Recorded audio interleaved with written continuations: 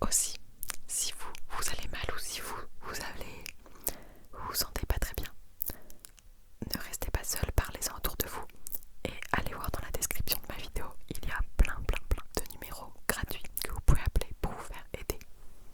Voilà, on peut commencer la petite vidéo. La petite vidéo. Donc, comment dire, au niveau de ma vie, vous savez, j'étais en stage de toilettage canin. Mon stage dure 4 mois mais est coupé en deux.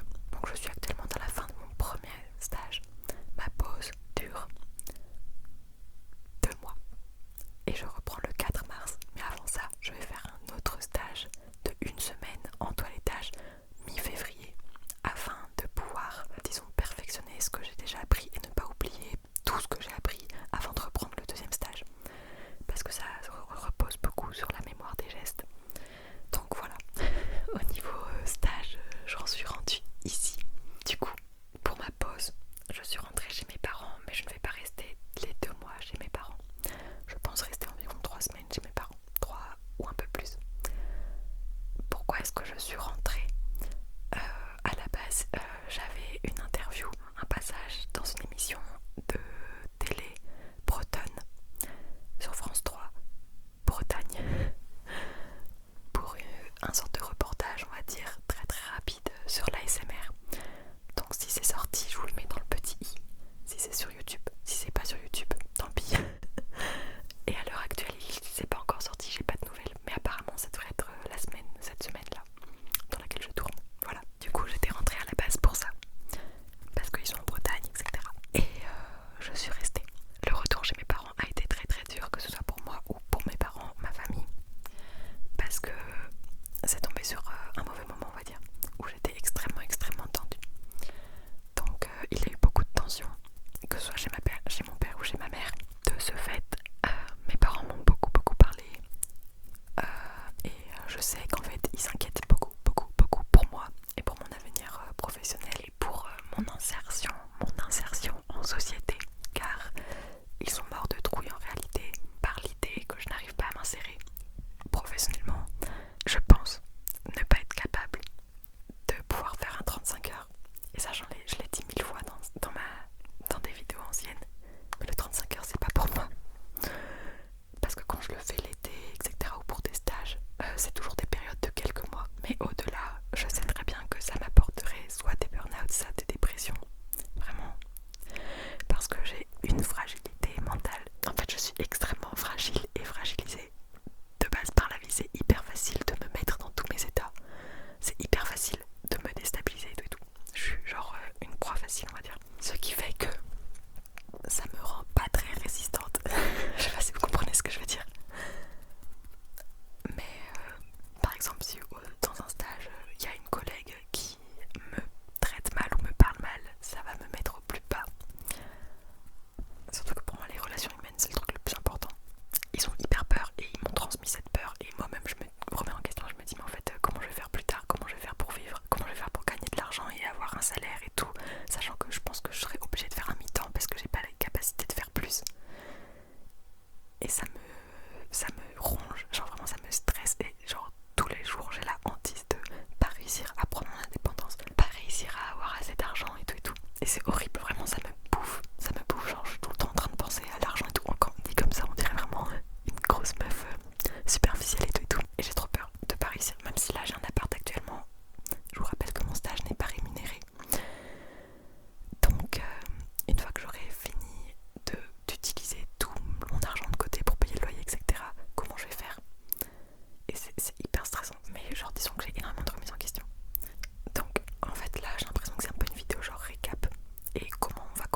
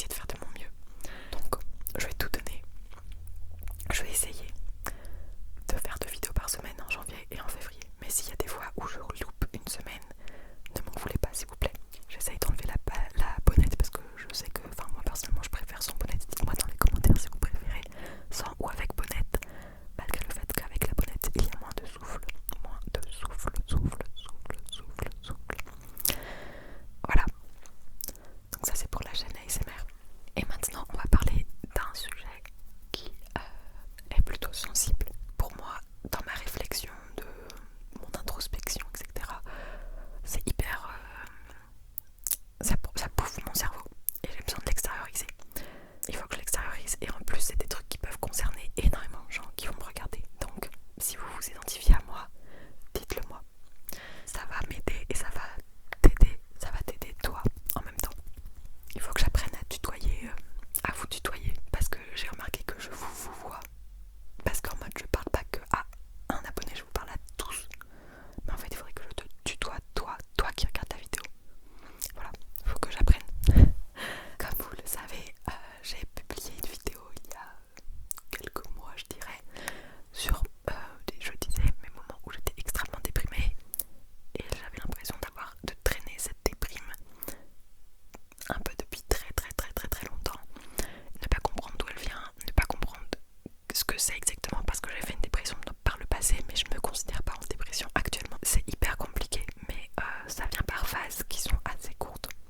Quand je dis courte, c'est environ une semaine et demie ou 2 semaines dans lesquelles je vais être au fond du trou, au bout de ma vie, avec énormément de symptômes très dépressifs. Et ensuite, je vais mieux, etc.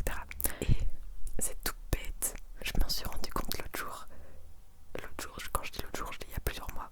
Et ça m'a vraiment fait tilt et je me suis dit mais en fait je crois avoir une piste de ce que je peux avoir. Malgré le fait que je sais très bien que j'ai une possibilité de rechuter en dépression, etc. En fait, c'est trop bête. Je suis sûre qu'il y en a ici, ils vont se dire, ils vont savoir de quoi je vais parler. J'ai remarqué l'autre jour que ça avait un lien avec mon cycle menstruel. Et c'est pas pendant mes règles. En fait, je vous explique, depuis des années, j'arrête pas de dire que moi, le SPM, donc SPM, c'est le syndrome les symptômes prémenstruels, je crois, ou syndrome prémenstruel, un des deux.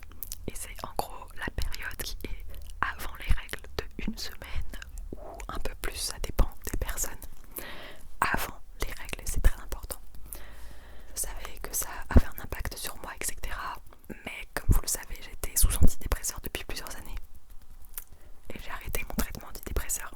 Le traitement antidépresseur m'a empêché de faire le lien parce que il agissait vraiment sur mon moral. J'ai une amie à moi qui a le même problème que moi. Et elle m'en a parlé et en fait je lui ai dit bah va voir un psy, va voir un médecin. J'étais en panique pour elle. Et j'ai remarqué qu'en fait en essayant de l'aider, etc., je m'identifiais à ce qu'elle disait.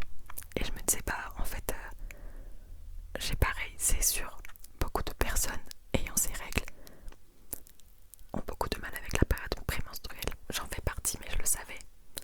Mais en fait, comme je l'ai dit, cette amie-là, elle m'a fait faire des recherches. Et le problème, c'est qu'en faisant des recherches pour elle, je me suis rendu compte que je m'identifiais, ça me concernait aussi en fait. Je ne suis pas diagnostiquée, je sais pas quand est-ce que je reverrai mon médecin, mais je lui en parlerai parce que ma médecin, elle me connaît très bien au niveau de ma santé mentale, elle sait très bien tout.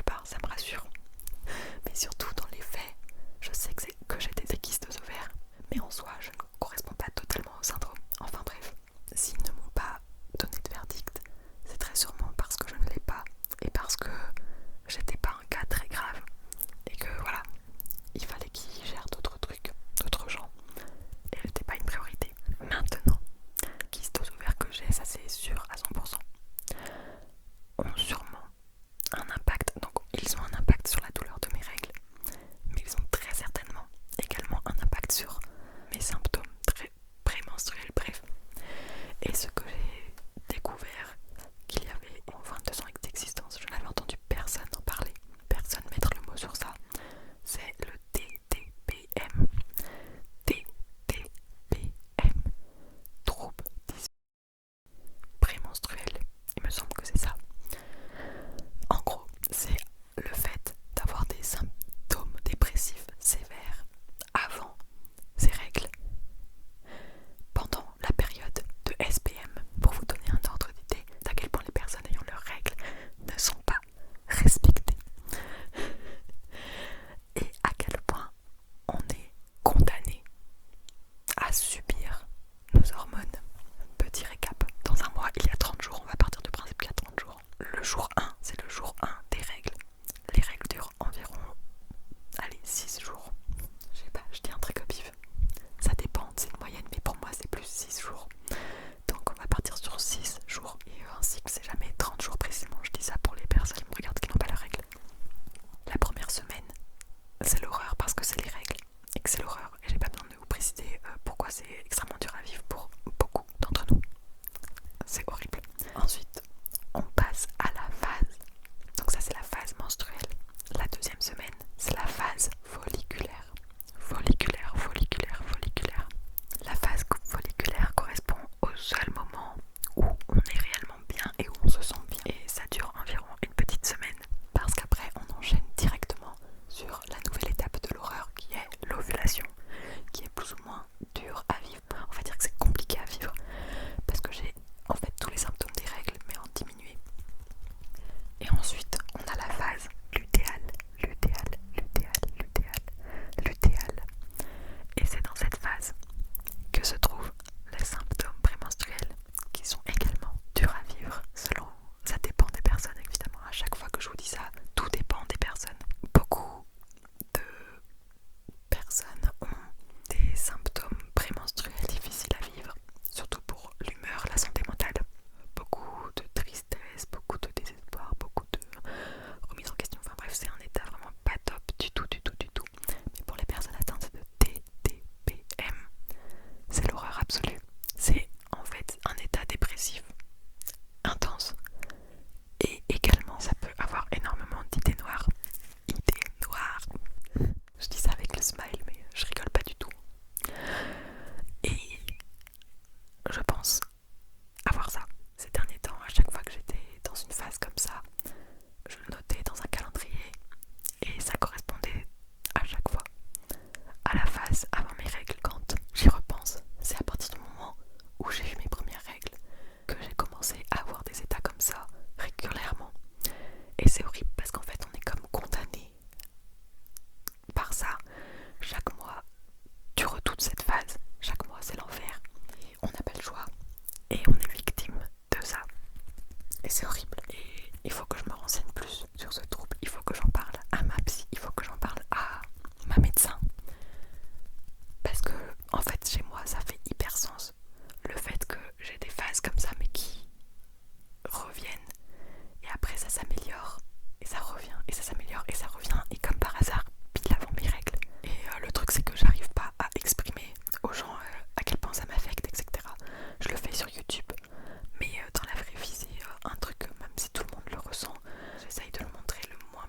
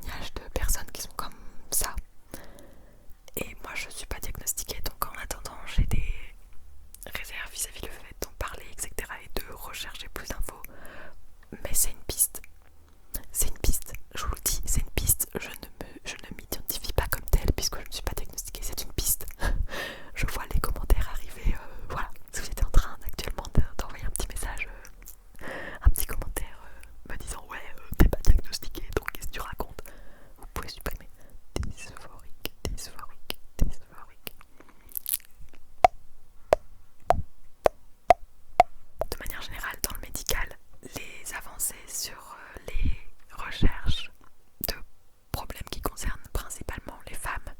Quand un problème concerne principalement les femmes, c'est tellement moins mis en avant et c'est tellement moins recherché. Enfin, il y a beaucoup moins de progrès au niveau de la médecine là-dessus.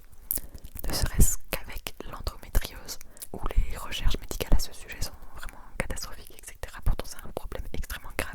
Pour vous donner un ordre d'idée, je crois que ça a été testé qu'en 2024 ou en 2023, je sais pas, pour la première fois de l'existence. L'efficacité des serviettes hygiéniques a été testée en laboratoire pour la première fois sur du sang. Est-ce que vous vous rendez compte de l'intégrer? Parce qu'avant, c'était testé sur de l'eau. De l'eau, ce qui n'a rien à voir avec du sang, mais vraiment rien à voir. Donc rendez-vous compte un peu à quel point les progrès de la médecine sont à chier dès que ça concerne les femmes. Super pour nous. Super, super. Sur ce, est-ce que j'ai d'autres choses à vous dire? Je ne crois pas. Aussi, ne vous inquiétez pas, dans les faits, je vais bien. Là, j'ai vécu, pendant que je rentrais chez mes parents, j'ai vécu une grosse période prémenstruelle, mais vous inquiétez pas, là je vais bien. Juste en mental breakdown vis-à-vis de mon futur et de tout, mais je vais dire, c'est très commun pour quelqu'un de 22 ans. Voilà. Donc, don't worry, et je vais essayer de continuer de vous relaxer en 2025. Un maximum, un maximum, maximum, maximum, maximum, maximum, maximum, maximum, maximum. Voilà, donc je vous souhaite encore une fois une très très bonne année. Je vais essayer, c'est un projet que j'ai. J'espère que je vais pas l'abandonner parce qu'il va être super long à faire. Mais je vais essayer de faire un giga bêtisier de tout mon début de l'ASMR